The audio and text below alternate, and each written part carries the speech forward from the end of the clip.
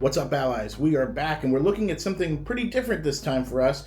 We're looking at one from Four Horsemen's Figura Obscura line, Ganesha. We're going to take a look at this.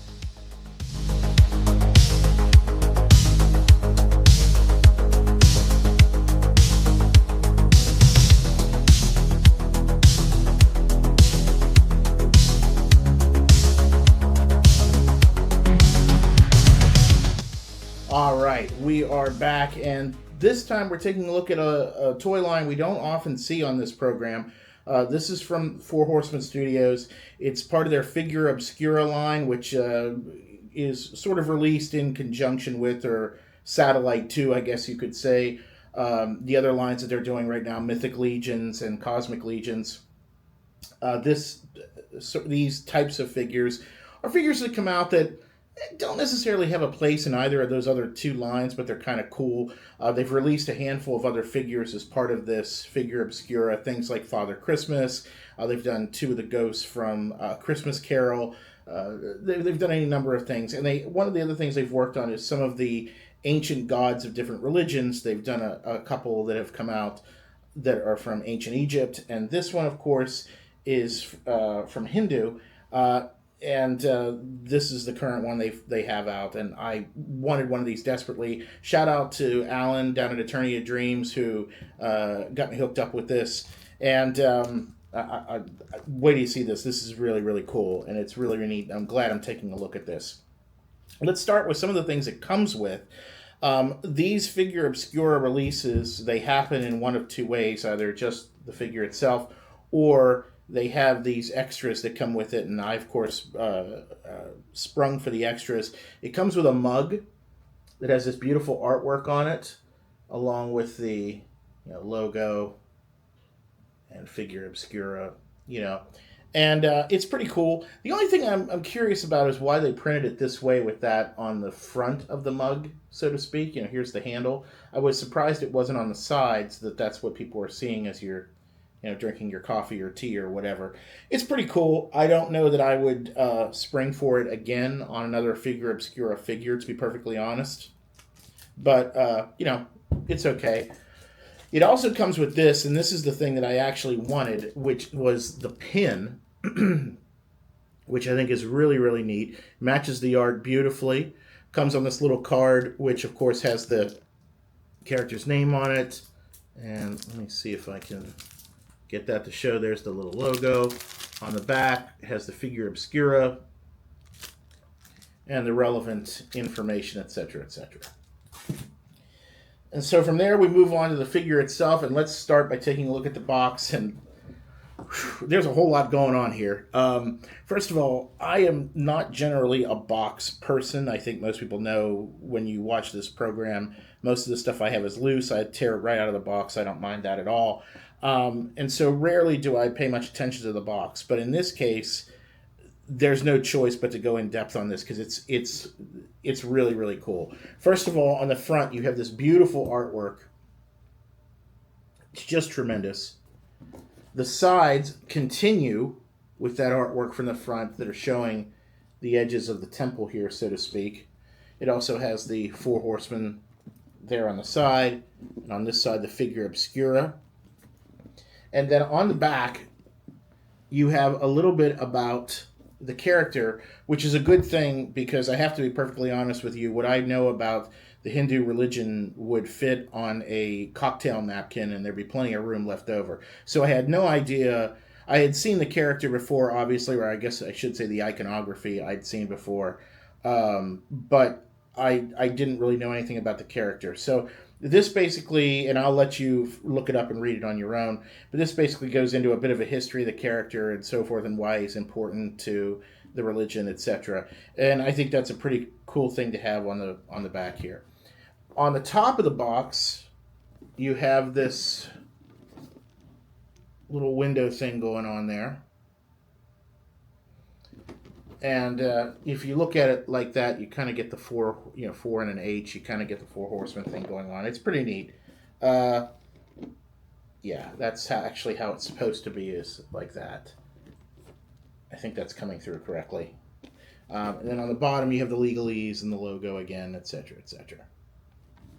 Now, If it ended right there, this box would be cool enough, but that's not where it ends. At first I thought this was a sleeve on the box. It is not. When you get this, it comes wrapped in plastic. Of course, I took that off for our purposes. But what happens here is there is magnetic connections on the panels, the side panels. And so this basically opens up, and then there are some of those on the front as well, and that will come forward and come off of the box. I'm going to set this to the side for a minute so that we can take a look at this. You have the option of looking at it like this, or look at that. This beautiful backdrop display that you can use to display the figure. The artwork is outstanding. It looks great. This is really cool. This is, and it's a very heavy duty. It almost feels, it's not quite as heavy as like a board game board, but it's in that, you're headed in that direction for sure. So it's sturdy. It'll hold up certainly on display. It looks great. This is really a box done right, guys. It really, really is. You're taking the box and making it useful, that even if the person collecting it doesn't like boxes normally, there's still use in it. You can keep it together. It looks great. You can take it apart. It looks great. Once you have this sleeve off, you've got more artwork to take a look at. First of all, you have the front of the box. It has this beautiful window, and you can see the figure in there looking fantastic. On the sides, you have more iconography on each side. There you go. Looks great. The top is, of course, and the bottom are the same, and the back is the same because it's the same part of it. This sleeve just goes over the three sides.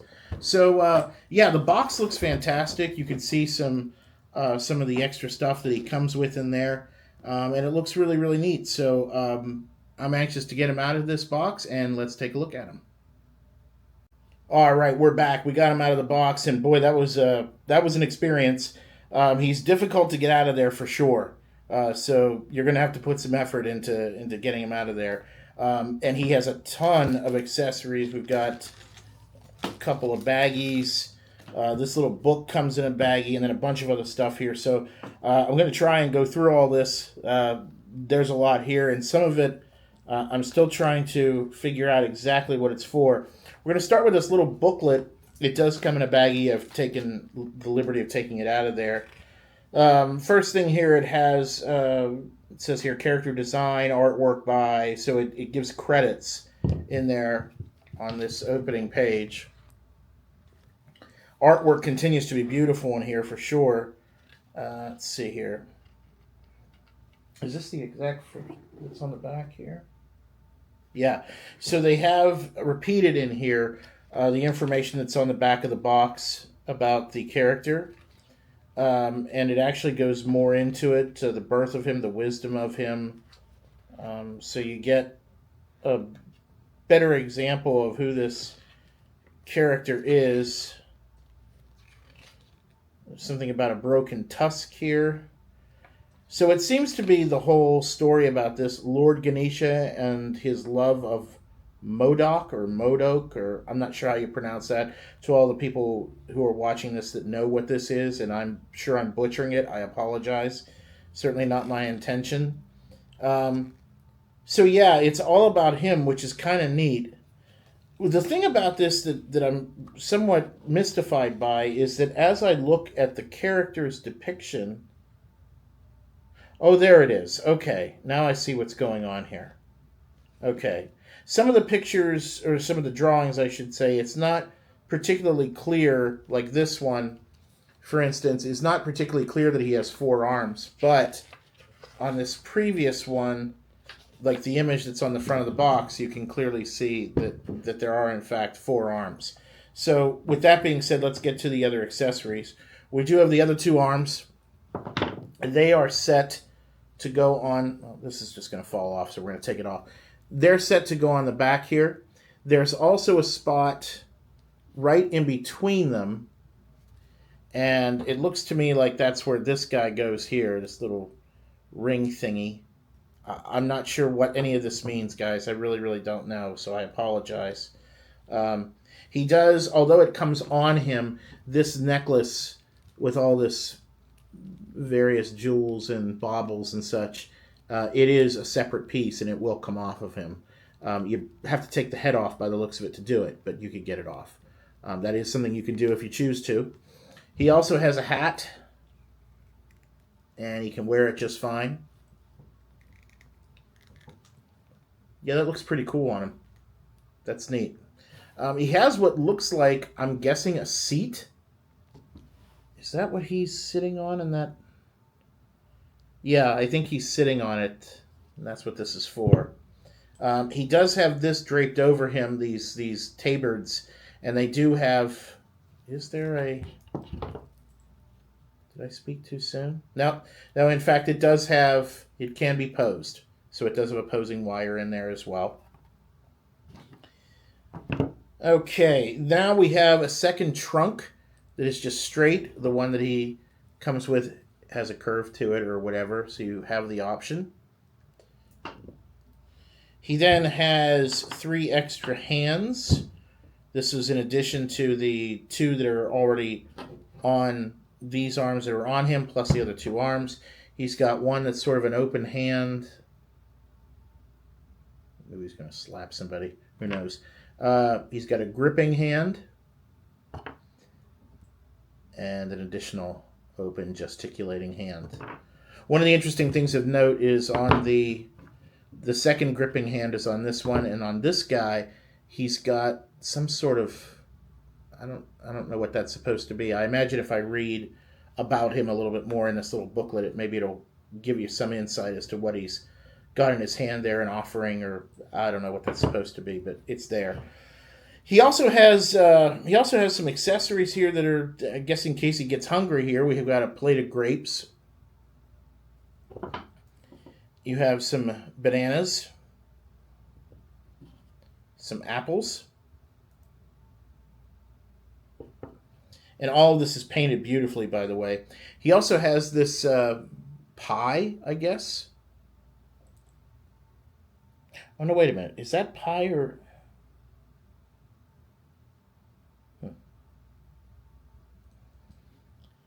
You know, guys, I'm not really sure if that's supposed to be pie or if that's like a pile of garlic bulbs or what that is. Because there is a texture on them, so it's hard to tell. I'm pretty sure that's pie. We're going with pie. If somebody knows, shout it out in the comments. Don't keep it to yourself. We also have a couple of things that he's got in his hand here, including an axe. And he's also holding this, which I assume to be some sort of other religious iconography.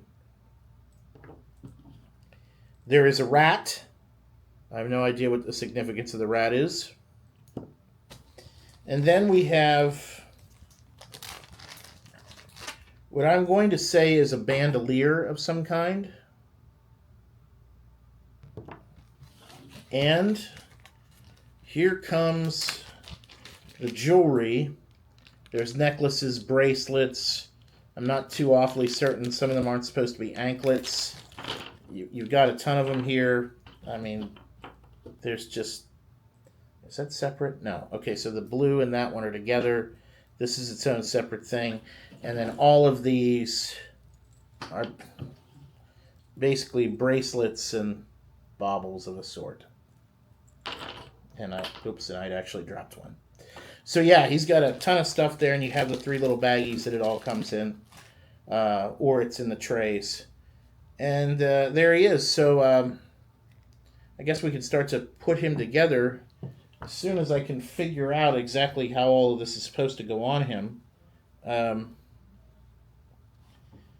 Some directions might have been nice. And the problem is the images of him, as good as they are, don't necessarily suggest what is supposed to be on him.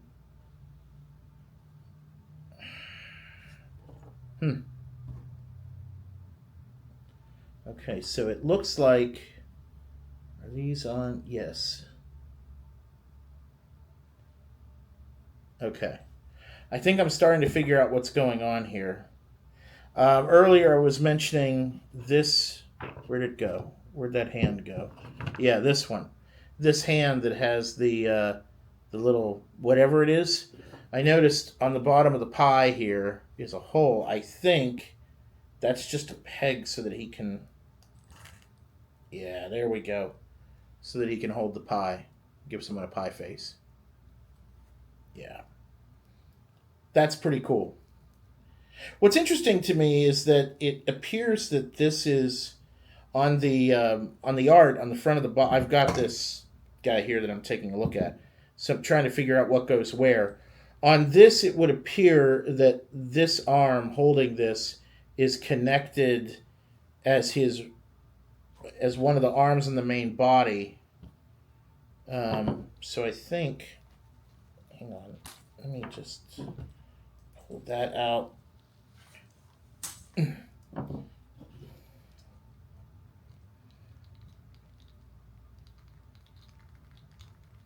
There we go. It actually went in pretty easy. I have been around Alan at Attorney of Dreams when he opens some of these, and I will tell you that sometimes the everything can be really tight, but that one came out pretty easy. Yeah, that worked pretty good. Um, I'll tell you what I'm going to do. I'm going to go ahead and start to put him together because I'm going to need to look at this and try to figure out what goes where. Some of these it's pretty obvious, and some are not. So I'm going to do my best job, and I'll be right back. Okay, so we've got him. We've got him set up here. I've had to kind of zoom the camera down just a little bit in order to get him all in shot here, all seated and everything else. And he looks pretty good once you get him all together. But I will tell you that getting him to this point, from the way he is in the package, it's a little challenging. You're probably going to want a little bit of heat in the form of either a hair dryer or a heat gun or something to warm up some of these joints. They're extremely tight. They don't want to move very well. And I will tell you, to get him to sit on this little seat cushion thing, throne, whatever it's supposed to be, is challenging to say the least. You can get it done, obviously, there he is, but it is not the easiest pose to get him in. So just be mindful of that. Also, you have to pop off hands, and in my case, I popped off one of the feet to put some of these little bracelets and stuff on. The hands went on and off with no problem. The arms went in and out of their joints with no problem. The head came off, no problem. But that foot, it came off, but it didn't want to go back on. So you may want to use some heat to get to that point. But altogether, he looks really, really good. I had some challenges. Certain pieces, you're trying to look at the images on the box and figure out where things go. I think one image in this book, even if it was on the back cover, your logo and stuff is everywhere for Horsemen. I think you could have skipped one logo and shown us where everything went.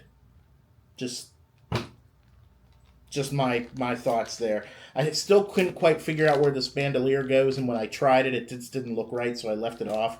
I wanted the curved trunk, so I left the straight trunk off, and of course the extra hands I have back in the package here. Everything else is laid out, including the extra couple of bracelets that I didn't use, the rat, and of course the food. Everything else is on him in one way or another, whether it's loosely, as in the bracelets and such, or he's holding things or what have you.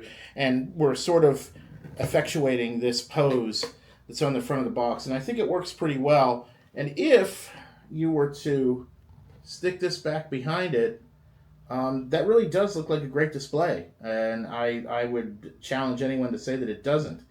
So in that respect, I think it works pretty well.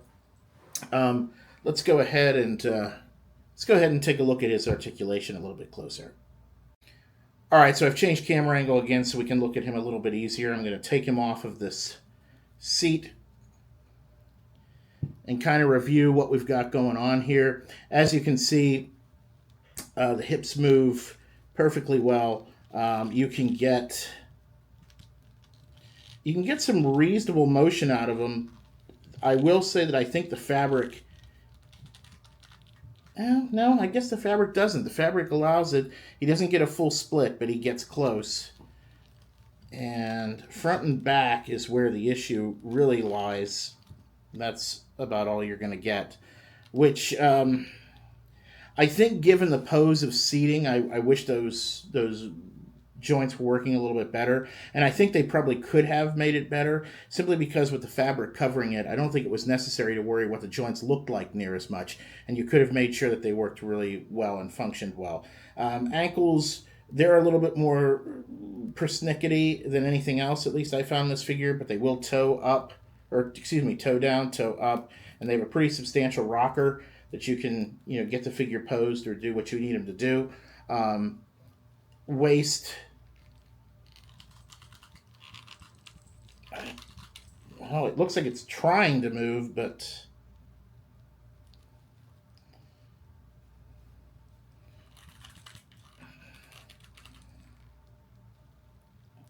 well, he has a waist joint and a waist assembly, but I'm fighting to get it to move at all. I don't know whether that's just really, really stuck and needs some heat, or if that's just, I don't know what the story is there, but it doesn't want to move. So I'm going with no on the waist until someone tells me different. The head is on a ball joint, moves all over the place, does so very, very well. You can get a ton up, you can get down, you can get the sort of cocking to the side there, and of course it goes all the way around and moves very freely. Just fine, no problems there. The arms, let's see if I can get this to move. They're so tight. The joints are just super tight. You can get it up just about, well, not quite 90 degrees. Elbow joint, that there is about the most movement you're going to get out of the elbow. Does this rotate around in that elbow joint? Yep, it rotates around in the elbow joint to give you a bicep swivel. Wrist, as you can see, has a ton of movement. You're able to do that motion, which is pretty damn cool. It goes all over the place. It has a joint there for the up and down, so to speak, and then it can swivel all the way around. So that's pretty cool, and you can see it in the different poses here that it allows for. And of course, that same movement is available on all four arms. So yeah, he's articulated pretty well. I don't know what the story is with that waist. That's not the greatest thing. Paint on him is gorgeous. Sculpt is incredible. The detail on the skin, I don't know how well you can see that on the head, but that sculpting, that looks dead on to elephant skin. The only thing it's missing is those little hairs. And yeah, wow, he looks really, really good. And all the jewelry and stuff has all these little beads and everything is sculpted really, really well. This is just, he's a beautiful figure. I wish the posing was a little easier. The joints are pretty stiff, but overall, he's really, really neat, and he comes with a lot. MSRP on this guy, I believe I want to say I paid somewhere between $90 and $100 for this guy from Alan over at Eternity of Dreams. Don't quote me on the price. I can't remember off the top of my head. I've had it for a little while and finally just got around to reviewing it. Overall, I think it's a really cool figure. So let's kick this pig and get this over with and get down the road. All right, so my final thoughts on this. This is the first time I've looked at a Figura Obscura up close, and only the second time that I've really looked at anything from Four Horsemen Studios, whether it's Mythic Legions or whatever. I have one Centaur that I bought from Alan some time ago and has been on the show once or twice. But overall, I don't really collect these or whatever. But I love this image, and I love elephants, so I wanted this badly, and I'm glad that I bought it. Details, they're incredible. The accessories it comes with make sense, and they're beautiful. I love the fact that the box doubles as a display. Everything is fantastic. Nothing is left to chance here. There's a whole lot of effort, and truthfully, given the price point, is what I would expect. Downsides, like I said, the articulation and the hips and everything is not what I wish that it was, so that I wish you could get a better closer to that image that's on the front of the box. I feel like that's the iconography he's known for, and you can sort of kind of get it as you saw, but it's not exact, and it could be a lot better if there was more time taken with those hips in order to make sure that they were doing what they needed to do. But outside of that, there's a whole lot going for it. The sculpt, the paint, the accessories, everything looks fantastic. The amount of detail on things like the headdress or this thing on his back, the axe, just everything is just fantastic. He looks beautiful. This type of pant that you see on him is not something I've ever seen on another figure in terms of fabric goods on a figure. These pants are just sort of their own thing. And it looks really, really cool. They flow with the character really well. Despite a very high price point, I got to tell you, if this is something you're interested in, I would highly recommend it. I've seen a number of the other Figura Obscura figures up close, including Jacob Marley, who looks amazing, as does the Ghost of Christmas Past. And I've seen Father Christmas as well, and they're all gorgeous. So I would imagine that you absolutely can't go wrong with any of these. They just look fantastic. So, if an elephant deity is something you want in your life, I highly recommend it. And, if you're in an area close to me, either down in Maryland, you could hit Alan up at Attorney of Dreams at either of their locations. I'll put that information on the screen, how to get in touch with them, and I'm sure they can hook you up with one of these guys. I know they have them in stock. If you're closer to me, if you're in the New Cumberland area, Uncle Bob and Aunt Shelley over at Uncle Bob's Vintage Toys, they have these guys, most of Four Horsemen stuff in stock usually. You can contact them as well. So it's definitely a recommend for me, and I'm hoping to see more people do this because I'd love to see more come from this line. I think they're really onto something here, and I think they're beautiful. So that being said, thanks for listening, thanks for watching, and we'll see you soon, allies.